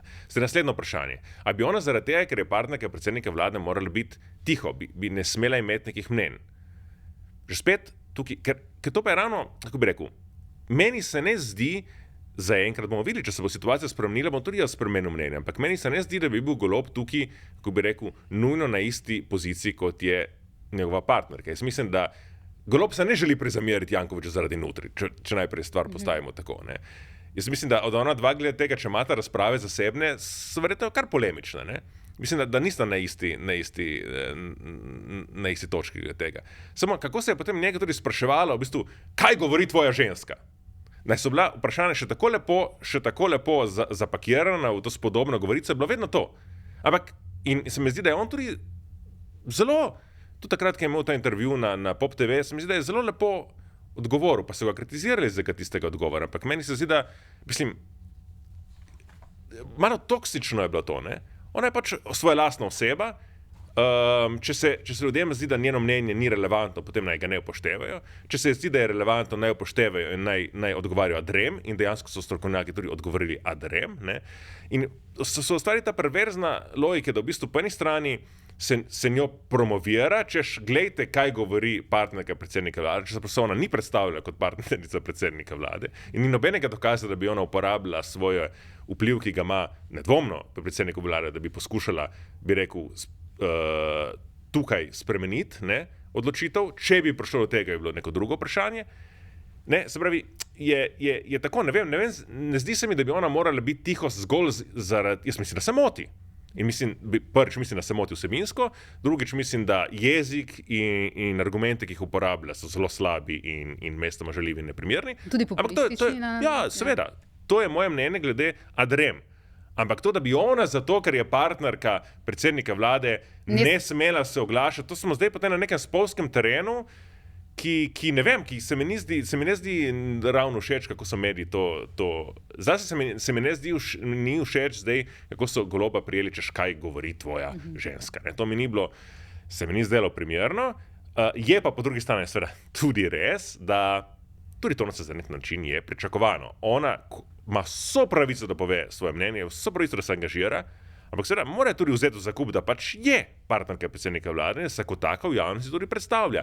In da torej, da če bo ona ravnala in bo v svoji argumentaciji šla čez rob, slaba in tako dalje, da se ji bo to vrnilo kot bumerang in da se bo vodila kot bumerang tudi njenemu partneru. To je pa tudi res. Je pa tudi res, da jaz njo potem jamrat, češ, kako so bili mediji hudi do meni, kako so bili zlobni, nisem slišal. Tako da mogoče je to vzela zakup in se je to zdi, da je to nekaj, kar i visi dol, ne? Kar v redu. Ne? Ja, ni pa prišla sem na soočenje z znanstvenikom, ki ga je kritizirala tako. Ja, to pa že spet. Če se vrnemo nazaj na vprašanje vsebine in njenega tona, mislim, da je bilo vsebina napačna, to tem se da razpravljati, mislim, da bo ton neprimeren. In to, da potem ni bila pripravljena se soočiti in tako dalje, je že spet. Ne? Se pravi, se je postavil na pozicijo nekega moralizma, ne?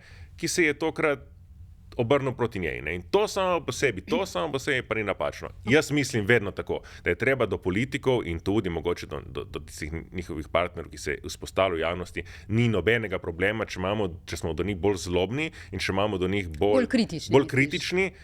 Pa tudi bi rekel, ne zlobni na nek način, ne? Ja, kot smo recimo do ljudi, ki nimajo v rokah inštitucij. Ne? Se pravi, mogoče pa niti ni, kot reče, upoštevajoč vse, kar sem rekel do zdaj, na politični ravni mogoče ni napačno, da prvič, ko se je to zgodilo, da je bila reakcija taka, da Globki ni neumen, zdaj ve, da nek način, da če bo on imel kdaj skomino, da bo rekel, ja, bom jaz to uredil, ker ti tako praviš, da bo 3-krat premislil, da to naredi. Ker je dobival toliko vprašanj na konflikt interesov. In to, da se naši politiki bojijo odziva javnosti proti stvarem, ki so dejansko problematične, ne glede stvari, ki so dejansko problematične, kot je prek zasebnih kanalov urgirati, je prav. Ne? Prav, da se boji, je pa, kar je do zdaj rekel, da mi tukaj smo partnerji transparentno, smo od vsega začetka rekel, da so partnerji, nismo tega skrivala, ona ima svoje mnenje, jaz imam svoje mnenje, tukaj vse javno povemo, meni je ta odgovor zadovoljiv. Ne? Zdaj, če bi se pa izkazalo, da ni bilo tako, da je bilo nekaj, kar ni bilo javno, da je nekaj, kar je potekalo prek klicev, ne to kot je Berlusconi,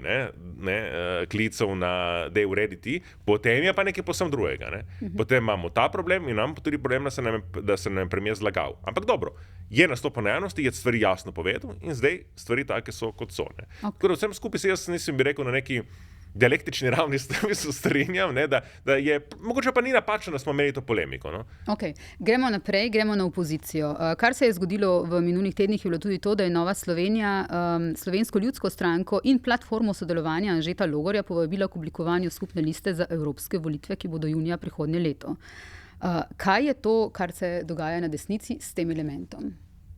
Jaz mislim, da je Nova Slovenija to vabilo SLS-u seveda postavlja zato, da bi v bistvu Bogoviča oduzeli, ki tak ne glasuje večinoma in kadar glasuje z SDS-om, ga je mogoče malo narodno, ne, da bi ga v bistvu oduzeli SDS-u in privabili k svoje listi, in drugi strani, da malo izzivajo Logarja, kar je prav, da ga izzivajo, ne, ker oni so to vabilo po mojem dali zato, ker mislijo, da se Logar ne bo upal tega koraka narediti, ne.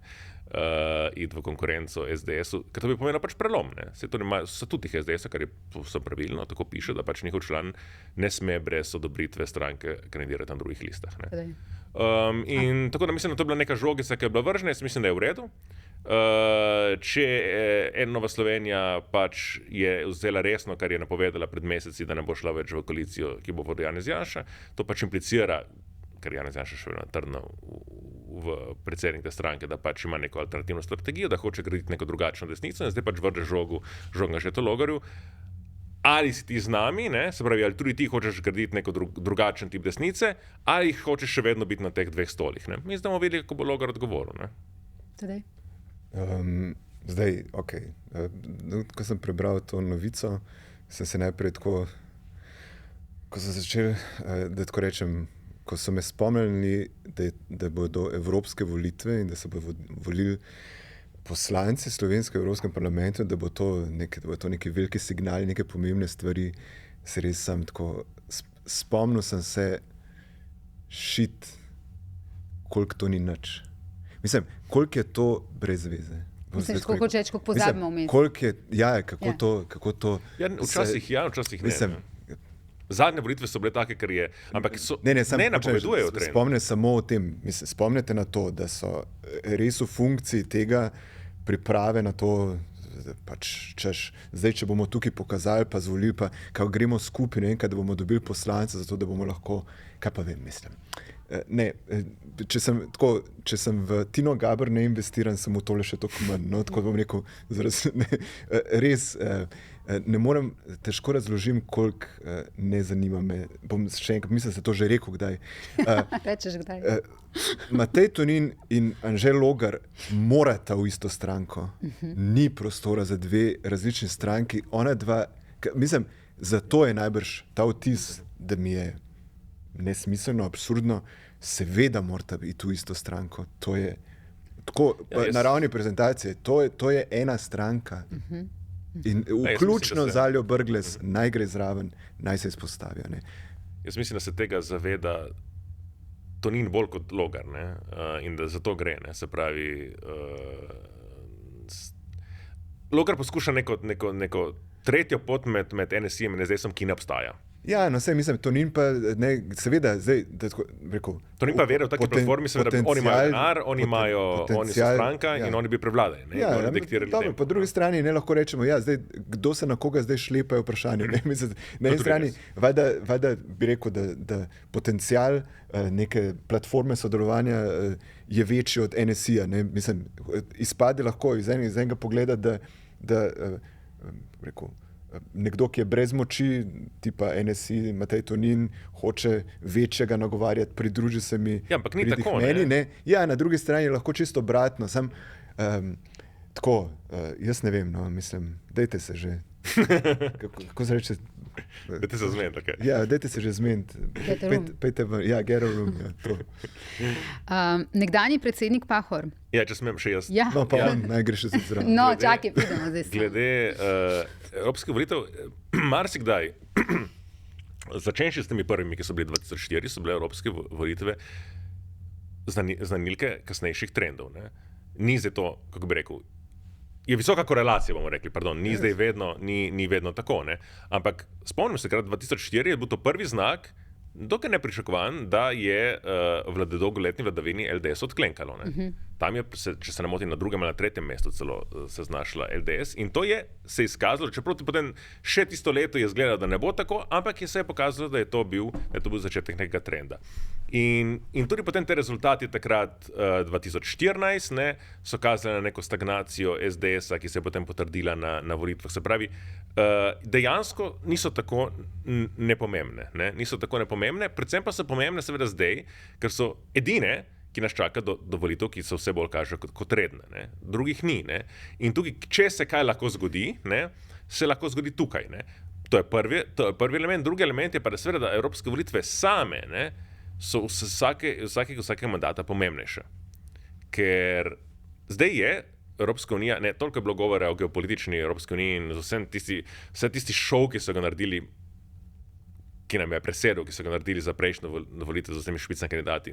Ja, pustimo to, prej, ki potem ni bilo z tega nič. Ne? Ampak dobro, ampak zdaj je po sili razmer situacija drugačna. Ne? Evropska unija je v drugačni poziciji, ne? Zaradi vojne v Ukrajini in tako dalje. In tudi, bi rekel, pomen ne samo simbolno, ampak tudi realni, kdo bo zdaj prevladal v Evropskem parlamentu in tako dalje, se veča. Ne? Tako da to ni tako nepomembno. Jaz tako nisem neinvestiran glede na to vprašanje. Ne? Konkretno, kar se tiče, tukaj je NSI prevzela pobudo, ne? Pri nečem, torej, ki se ima zgoditi. Ne? Zdaj, če se to ne bo zgodilo, bo to zelo jasen znak, da te platforme, že ta Logarja, ne moremo jemati resno. Ker tudi ta platforma zdaj v bistvu zadnja priložnost, da v bistvu se pred volitvami državnozborskimi, da se dejansko odloči, kje je. Ne? In mislim, da če bo izgubil Logar še to priložnost, da se pozicionira, potem ne vem, mislim, da bo pokazal preveliko oklevanje in neodločnost. Predvsem zato, ker če je teoretično možno in niti ne tako nemogoče, če vidimo rezultati, kot jih ima Počivalšek na volitvah in tako dalje, ki mu ni dosti zmagalo za uvrstitev v parlament. Je teoretična možnost, da bi nastopili obe stranki in da bi obe stopili v parlament, se pravi, tako NSI kot Logarjeva lista. Medtem ko na evropskih volitvah to niti teoretično ni mogoče, zaradi tega, ker pač volimo 7 poslancev ali 8 po Dontovem sistemu. Ne? In tukaj na nek način je zaradi tega ta dilema, ki je pred Logarjem, toliko bolj pereča. In tukaj je pač, kot rečeno, je NSI tista, ki je vrgla žogico in zdaj pač se mora Logar odločiti, kaj bo na to reagiral. Ne? A si hotel še kaj pripomniti? Ne, seveda, te evropske volitve zdaj, po eni strani bi jih državljani evropskih držav zaradi te farse s špicami kandidati neizpolnjenih obljub, po končni fazi na tej strukturni ravni, bi jih morali bojkotirati. Mislim, da tako rečem, če bi tako gledal na eni ravni. Ne da k temu pozivam. Ne, sam tako pravim. Če bi bilo kaj zavedanja, če bi resno jemali Evropsko unijo, bi te volitve bojkotirali zaradi tega, ker se je zgodilo res nekaj totalno bizarnega. Mislim, če se spomnimo, špicani kandidati so bili predstavljeni in je bilo jasno rečeno in večkrat rečeno, vode Evropske komisije, bodi si tale, zberite. In potem bi lahko bil nekdo od teh, pa ni bil. A ne? Mislim, to je en največjih nategov, kako bi rekel, ljudstva, kar se jih spomnim. Mislim, Nekaj je bilo tudi že vnaprej. To je res neverjetno. Razlogi, zakaj je tako bilo, so bili že pred volitvami. Se pravi, ni bilo niti potrebe. Včasih, kako bi rekel, včasih se zgodi, da morajo politiki se zlagati, ker pride neka umestna situacija, ki je ni mogoče rešiti na podlagi tega, kar so obljubili pred volitvami. To je politika. Ampak ti že veš, da se bo to verjetno zgodilo. In kljub temu začneš to z velikim pompom to obljubljati. Ravno zato, da bi preprečil demoralizacijo ljudi, to je potem zelo velik fejl. Ampak je pa tudi res se toliko ogromno zgodilo na evropski ravni in globalni ravni od zadnjih volitev, da mogoče so samo še panditi, tisti, ki se profesionalno ukvarjamo z komentiranjem politike, še tega spomnimo. Mislim, da... Vrnila se bom k bivšemu predsedniku Pahorju. Kakšna je njegova vloga, odkar ni več predsednik, po vajinem mnenju? Kako jo vidite? Zdaj, samo v zadnjem času je prišel do tega vdora v Instagram profil, ki smo ga mediji seveda burno spremljali, tako kot je on tudi precej burno reagiral na to. Postal je predstojnik katedre za slovenski nacionalni program na Jambrekovi novi univerzi. V akademskih krogih kritik ne manjka na ta račun. Zelo ostre so bile besede, kaj pomeni to, da je on predstojnik katedre. Ampak sicer tudi v luči aktualne predsednice, ki se oglaša, tako kot je obljubila, da se bo oglašala. In nekako so ocene, mislim, da tudi vajine, da se oglaša na pravih mestih. Nataša Pirc. Kje ga vidite v luči tega, da imamo aktualno predsednico, ki se oglaša, kar smo njemu očitali, ali pa mu je javnost očitala, da se ne oglaša oziroma da se pojavlja tam, kjer je všečen, da pa ne nagovarja recimo problemov. Če zelo poenostavim, Pahor je recimo Šarčevo vlado zelo kritiziral, tudi na Golobovo vlado se kritično, tudi zdaj, ko je že nekdanji predsednik, kritično oglaša, nazadnje na arbitražo, ko je javno zelo okrcal Goloba. Pri Janševi je bilo pa praktično vse, zdaj zelo karikiram, ampak nisem daleč od resnice, vse, kar je v času Janševe vlade zmogel, je pa bilo to, da je nekako mestoma surovo. Obstajajo kolektivi, ki njegov angažma po tem, ko ni več predsednik republike, označujejo kot nujnost, ker predsednica Nataša Pirc Musar bojda ni predsednica vseh. Se pravi, da je neka prodaja logiko, v smislu ona ni za nas, se pravi, mi smo upravičeni, da ne samo, da jo kritiziramo, da se pritožujemo, da bi radi imeli koga drugega, ampak da tudi na neki ravni dejansko kot predsednika pojmujemo še vedno nekoga drugega in da se ta njegovo usporedno predsednikovanje, ki ga je nekaj časa zelo intenzivno izvajal, da se proda kot nekaj nujnega in neizogibnega in pravzaprav nekaj legitimnega, lepega in dobrega. Jaz mislim, da je to, tako, bom rekel, kakor me tudi nekdanji predsednik Pahor že precej časa ne zanima preveč.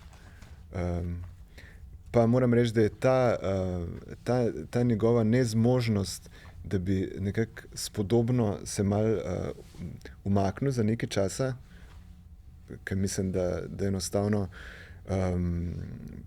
neko nepisano pravilo, ki bi ga moral upoštevati. Mislim, da je to najbrž veljalo celo za tiste nekdanje predsednike, ki nikoli niso zginili potem naknadno iz javnega diskurza, ampak kakorkoli. Mislim, da je tle nekaj elementarno nespodobnega in bi ga morali biti skoraj sram za to. Ne vem, kako ne rečem drugače. To, da si najde potem neko službo predstojnika katedre za novi slovenski nacionalni program, očitno, ki si bo za svojo Biblijo vzel 57. številko Nove revije in kakor ne vem, kaj na novo jo napišemo, da je to glavni cilj programa njihovega projekta, ne vem, kaj to bo. Je pa malo, pa ne vem sploh, kaj ne rečem. Ampak hočem reči to, zdaj seveda je pa kakor zgleda ideja malo hecna, me pa res zanima, kaj bojo počeli? Ne, kaj bojo počeli, s koliko denarja bojo počeli, kar bojo počeli. Ker mislim, da gre pa za neko zelo, da rečemo, kar se pa pridobivanja sredstev tiče, tukaj bo pa najbrž nekdanji predsednik Pahor že prav prišel, pa ne samo na slovenski ravni, tudi najbrž na evropski ravni, toliko vpliva pa mogoče še ima, in da se je tukaj v bistvu v to katedro vključil kar precej enih ljudi, ki so že zdavni v penziji in ki so zdaj, ne vem, ki bodo vendarle najbrž še hoteli nekaj postrgati, ne, še iz enega drugega lončka, in da se bo tam morda formirala neka dost močna in močno financirana skupina tudi potem mlajših, raziskovalcev, ki se bodo najbrž potencialno tam priključili, ki bodo, ne vem, tako skoraj kot da bi, mislim, po neki maniri precej nenavadni, zelo planski, zelo proizvajali neko novo usmeritev cele države iz neke pozicije, ki bo hotela, ki bo terjala zase, da je tudi slišana in upoštevana in tako naprej, da bomo to poslušali. Pač ne vem, no, sej. Res bi si želel, da bi mogoče predsednik Pahor, nekdanji predsednik Pahor, imel toliko potem predrznosti, da bi rekel tako, kot sem prej čist, pa ne vem, če se je sploh ujel. Mislim, naj gre nazaj v politiko, v stranko. Naj še ta, kako bi rekel, še to spodobnost nepisano prekrši, pa naj se vključi v eno od teh strank, naj se priključi Anžetu Logarju, komorkoli hoče, najraje bi ga videl tam, deluje, izvoljen zaradi mene, če je kandidat za predsednika vlade, pa naj bo, briga me. Mislim, tukaj zdaj da se gremo zdaj kar nič mu ne bomo, To bi bilo verjetno nespametno. tukaj bo blokada, tega se ne bo pustili, tega ne bomo delali. Lahko pa se, ne vem, v času, ko imamo predsednico, ne vem, blazno potencirano uživa v tem, da nastopa kot predsednika, tako kot je vedno rad počel, in da potem njegov Twitter, videl prav komično je, ker so potem v tistem trenutku začeli ta nekdanji predsednik republike tako ponavljati, mislim, to formacijo. Nekdanji predsednik republike se je odločil, da bo nastopil tam, nekdanji predsednik republike Borut Pahor bo vedel, v glavnem. Ne vem, naj prekrši nepisana pravila, pa naj se poskusi še enkrat v ringu, pa gremo še en krog. No. Ti praviš, da bi bilo nespametno to. Sej zato, ja. Kako pa ocenjuješ to katedro? Kdorkoli bi ga predlagal za predsednika vlade, če bi mu to svetoval. Ja, ampak predsednik Visokošolskega sindikata, če grem nazaj na to katedro, je pa predsednik Visokošolskega sindikata, dr. Gorazd Kovačič, ki predava na Filozofski fakulteti, je rekel, to ni katedra, to je neka PR-ovska organizacijska enota, za katero sploh ne vem, zakaj na njih univerzi. Kako ti, Luka, da zaključimo mogoče s tem, vidiš vlogo predsednika Pahorja, nekdanjega predsednika Pahorja, v luči tega, da imamo izvoljeno predsednico, ki tudi zdaj ob ki grozi, da se bo posušila roka nekaterim.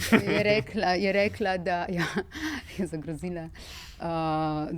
Da pojasnimo, o čem govoriš. Rekla je, da v bistvu tisti, ki hodijo ropat zdaj te opustošene vasi, ki jih je itak prizadela ujma, naj se jim posuši roka.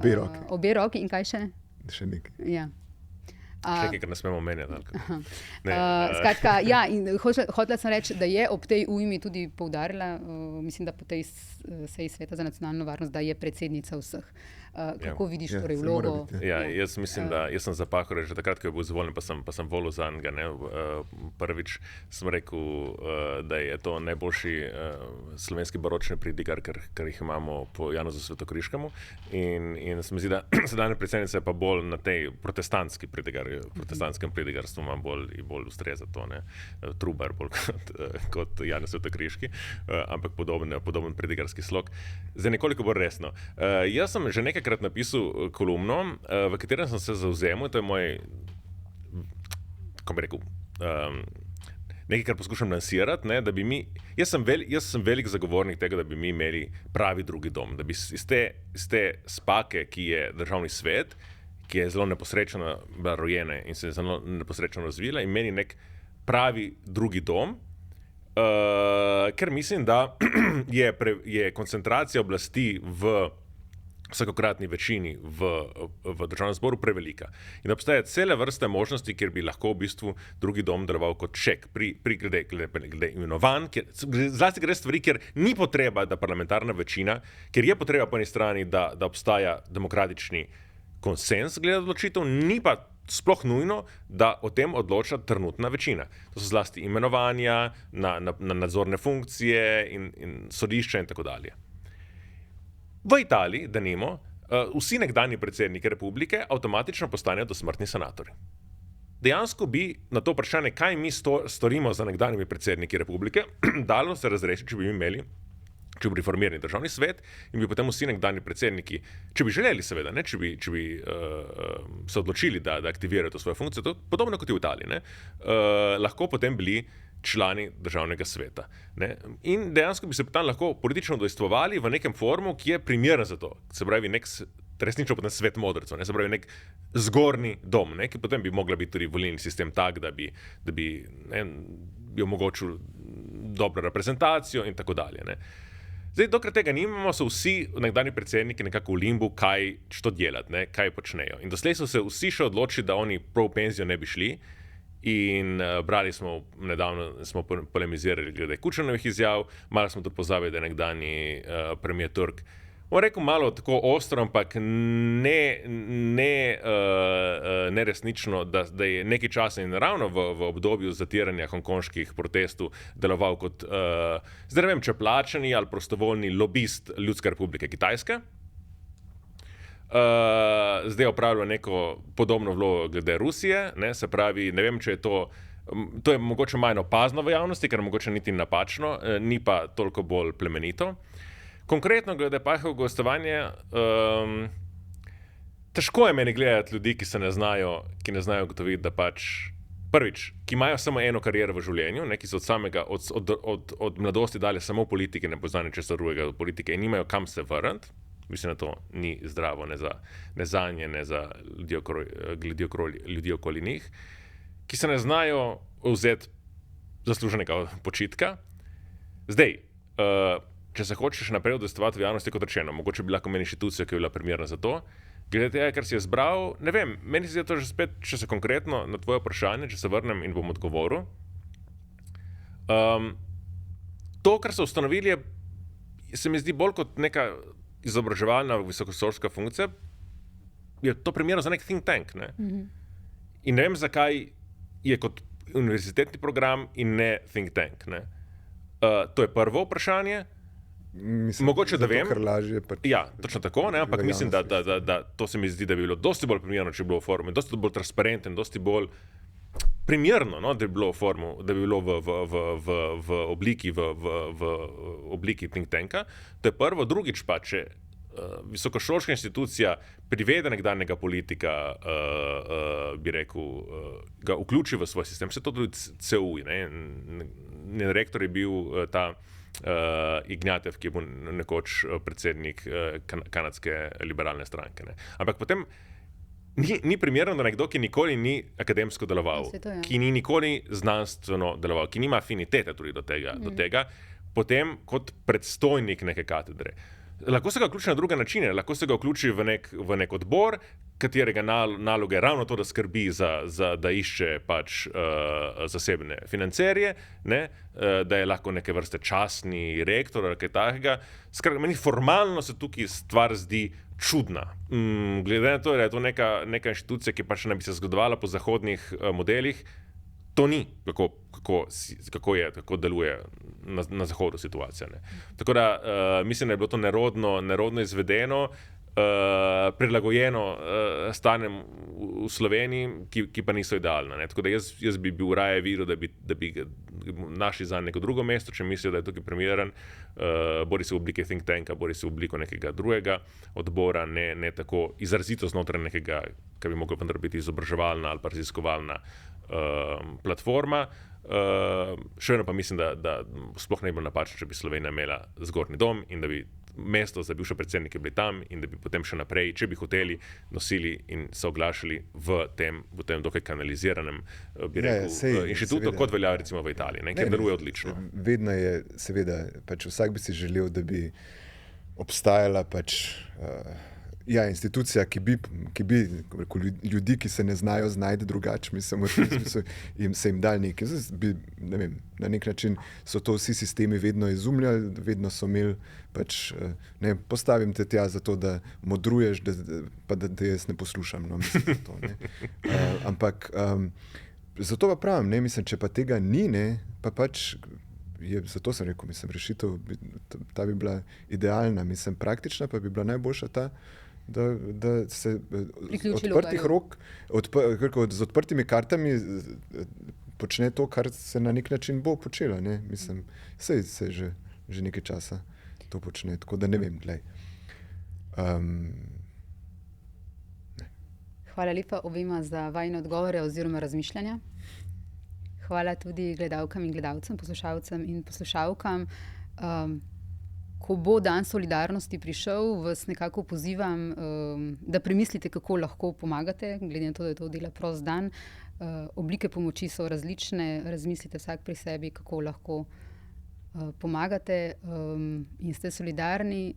O vsem drugem, o tem, kako naprej, smo pa mi govorili na začetku tega podcasta in upamo, da bo tudi kakšen odločevalec slišal. Hvala še enkrat.